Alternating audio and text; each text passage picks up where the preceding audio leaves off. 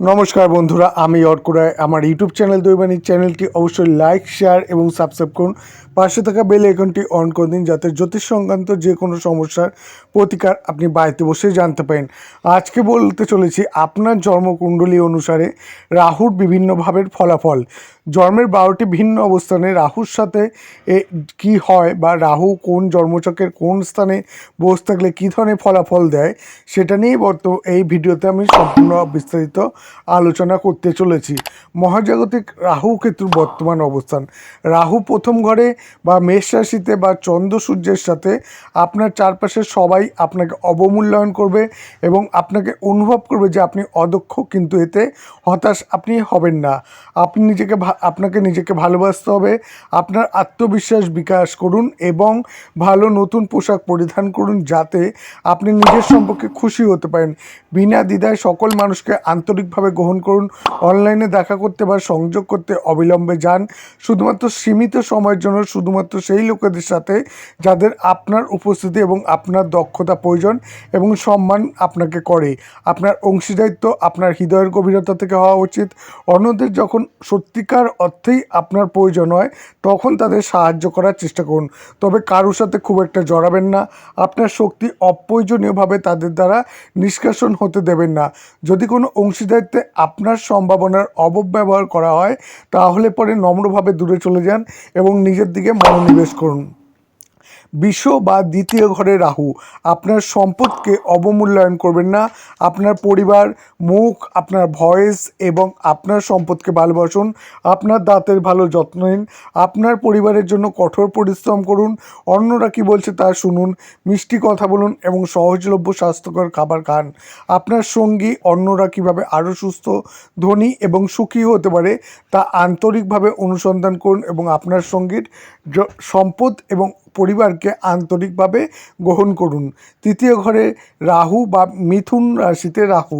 আপনার পিতামাতা, শিক্ষক, আপনার সঙ্গী, ভাই বোন, প্রতিবেশী এবং সমস্ত সম্মানিত বড়দেরকে আন্তরিকভাবে সম্মান করুন। গুরুদের কাছ থেকে জ্ঞান শিখুন, তাদের গল্প শুনুন, ভালো বই পড়ুন এবং আপনার ভাষার দক্ষতা পরিমার্জিত করুন। কোনো ব্যক্তিগত সুবিধার আশা না করে জ্ঞান অর্জন করুন এবং সেই জ্ঞান অবাধে তাদের প্রয়োজনের সাথে ভাগ করুন। আপনার গুরুকে ভগবান মনে করুন। নিজেকে সমস্ত সম্মানিত প্রবীণদের সাহায্য করার যোগ্য করে তুলুন। রাহু কর্কট রাশিতে বা চতুর্থ ঘরে। একজন খুব স্নেহশীল এবং যত্নশীল বাবা, মা, ম্যানেজার, বস, অধ্যাপক এবং পুলিশ হয়ে উঠুন। আপনার সমস্ত ছোট চাকরি, কেরিয়ার, স্ট্যাটাস গ্রহণ করুন।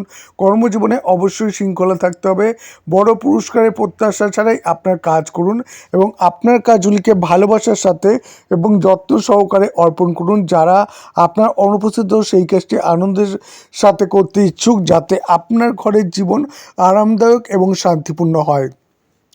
সিংহ রাশিতে বা পঞ্চম ঘরে রাহু। আপনার সমস্ত সৃষ্টি, শিশু, ছাত্রদের ভালোবাসুন। সর্বদা অন্যদের প্রথমে রাখুন এবং আপনার হৃদয়ের গভীর থেকে সমগ্র সম্পদের জন্য জনহিতকর কাজ করুন। মানুষের জীবন উন্নত করার নতুন উপায় চিন্তা করুন।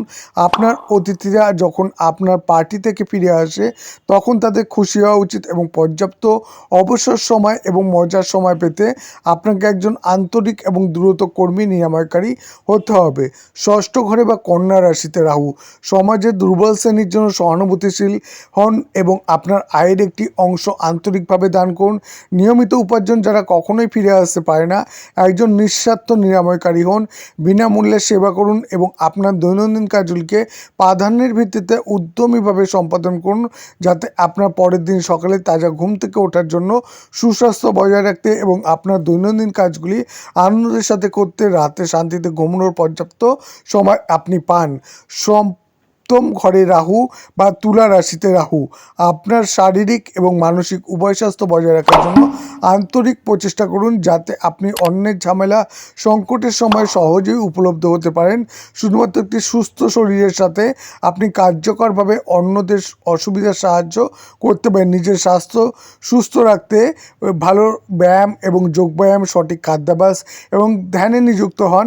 আপনার উদ্দেশ্য শুধু সুন্দর দেখা এবং প্রশংসা অর্জন করা নয়, তাই সম্ভব হলে বহু রঙের পোশাক পরুন, কারণ আপনি জানেন না আপনার সঙ্গী কোন রং পছন্দ করতে পারে। আপনার জীবন অন্যদের জন্য যদি আপনার পোশাক, কথা বলার ধরন, লেখার ধরন বা অন্য কোনো আচরণ অত্যন্ত আকর্ষণীয় হয়, তাহলে লোকেরা লজ্জায় তাদের দূরত্ব বজায় রাখতে পারে এবং সাহায্যের জন্য আপনার কাছে যেতে পারে না। রাহু অষ্টম ঘরে বা বৃশ্চিক রাশিতে। সহজলভ্য খাবার গ্রহণ করুন, আপনার মনের কথা বলার সীমিত সুযোগ গ্রহণ করুন, সব কিছু খাবেন তার পরিমিত পরিমাণে। আপনি মনের কথা পরিমিতভাবে বলুন যাতে অন্যরাও কথা বলার সুযোগ পায়। সঙ্গীর সাথে আপনার সম্পদ শেয়ার করুন যাতে তারা আরও তাদের সম্পদ এবং সুখ আপনার সাথে ভাগ করে নেয়। শ্বাস প্রশ্বাসের ব্যায়াম এবং ধ্যান করুন।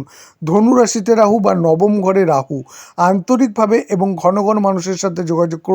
শারীরিকভাবে বা অনলাইনে আপনার ধারণাগুলিকে কয়েকটি বাক্যে জানাতে দূরের জায়গায় ভ্রমণ করুন। নতুন প্রযুক্তিতে ভ্রমণ করুন এবং আপনার গুরুদের সম্মান করুন। ভালো বিশ্বাস এবং দর্শন গঠন করুন এবং একই বিশ্বাসকে ধর্মীয়ভাবে অনুসরণ করুন। মকর রাশিতে বা রাহু বা দশম ঘরে রাহু।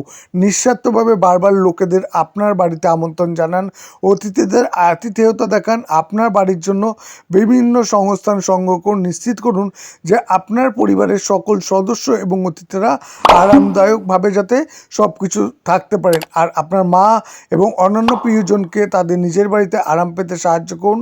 আপনার ব্যবসা, কর্মজীবন, সামাজিক অবস্থান উন্নত করতে উদ্ভাবনী পদ্ধতি এবং নতুন প্রযুক্তি ব্যবহার করুন। কুম্ভ রাশিতে রাহু বা একাদশ ঘরে রাহু। উদারভাবে আপনার প্রতিভা, সৃজনশীলতা এবং ভালোবাসা দেখান। কোনো ব্যক্তিগত লাভের আশা না করে আপনার জ্ঞান ছড়িয়ে দিন। আপনার সন্তান, ছাত্র এবং প্রেমিকদের সাথে আন্তরিকভাবে যোগাযোগ করুন। চিন্তা করবেন না এবং খুব তাড়াতাড়ি বিখ্যাত হয়ে উঠুন।